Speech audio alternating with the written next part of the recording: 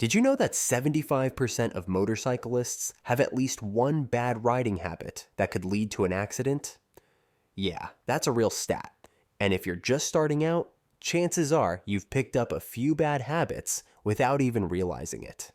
The problem? These mistakes don't just make riding harder, they put you at serious risk. But don't worry, because today we're breaking down the top 8 beginner rider habits to break in 2025. So stick around, because by the end of this video, you'll know exactly what to fix and how to become a smoother, safer rider. Let's get into it. Number 1, riding without proper gear. I know riding gear aren't cheap, and when you're just starting out, it's tempting to cut corners. Maybe you think, I'm only riding around town, or I'll get better gear later. But here's the reality. Motorcycle crashes don't care if you're a beginner or a pro, and they definitely don't care how far you're going. A simple low-speed fall can shred through jeans like tissue paper, and road rash is no joke. It's basically a cheese grater effect on your skin. And that's not even mentioning broken bones, head injuries, or worse. The stats don't lie. Studies show that riders without proper gear are significantly more likely to suffer severe injuries in a crash. Helmets alone reduce the risk of head injury by 69% and the risk of death by 37%. But a helmet isn't enough. You need gloves, a proper motorcycle jacket, reinforced pants, and boots that actually protect your ankles. And no, those rebranded motorcycle jeans from AliExpress aren't going to save you.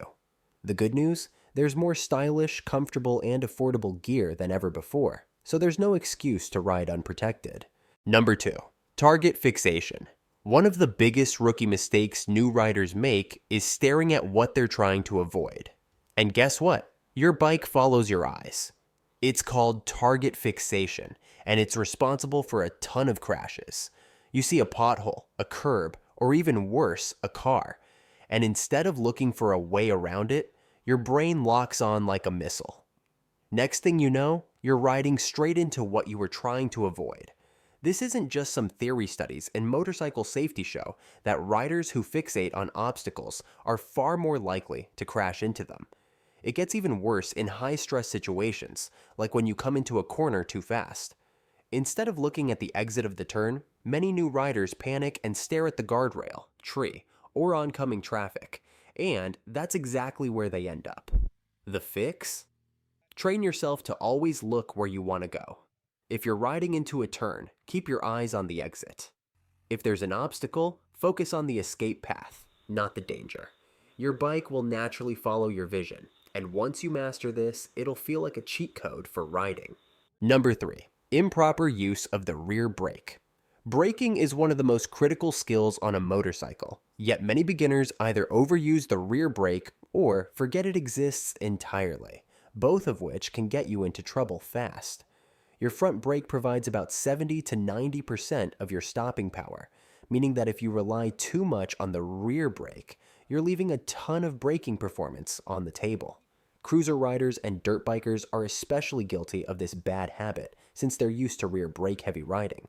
But here's the issue. Slamming the rear brake can easily lock up the back wheel, causing a skid, and if you're mid-turn, that could mean a low-side crash.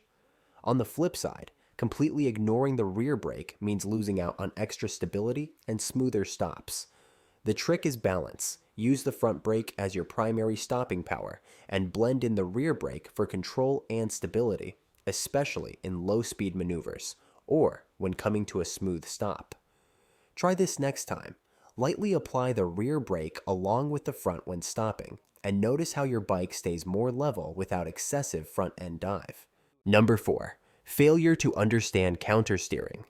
If you still think turning a motorcycle is as simple as leaning or moving the handlebars in the direction you want to go, we need to talk. At higher speeds, motorcycles don't turn like bicycles. They rely on countersteering. Here's how it works. If you want to turn left, you actually push the left handlebar forward, which momentarily steers the front wheel right, causing the bike to lean left and initiate the turn. Sounds weird at first, but this is the physics of motorcycle handling, and if you don't understand it, you'll struggle with cornering, especially at speed. Many beginners try to lean harder or muscle the bike through turns instead of using proper countersteering, which can lead to wider turns, panic, or even running off the road. And trust me, gravel and guardrails are not your friends.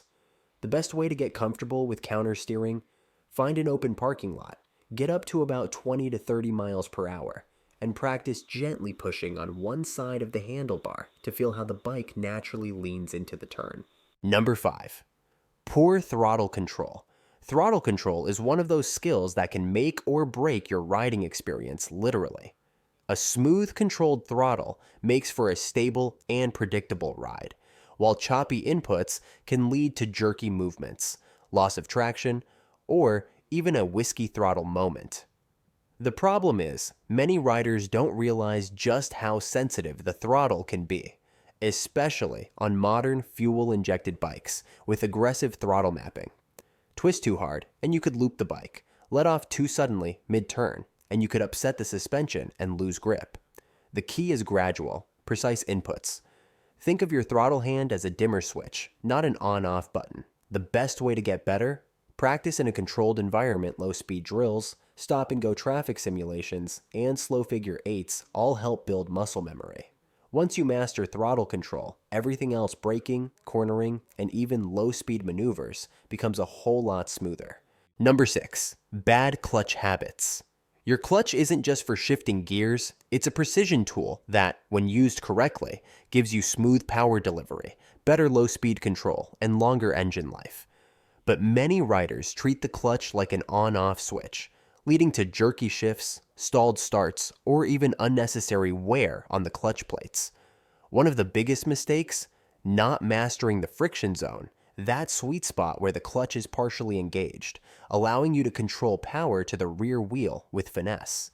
If you're rough with the clutch, you'll either lurch forward or stall out, both of which can be embarrassing or dangerous at stoplights or in traffic.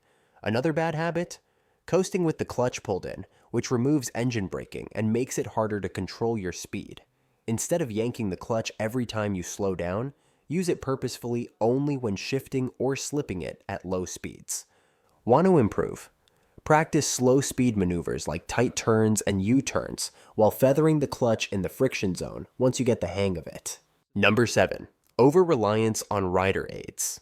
Technology has come a long way, and modern bikes are packed with safety features like ABS, traction control, and ride modes that can save your skin in tricky situations.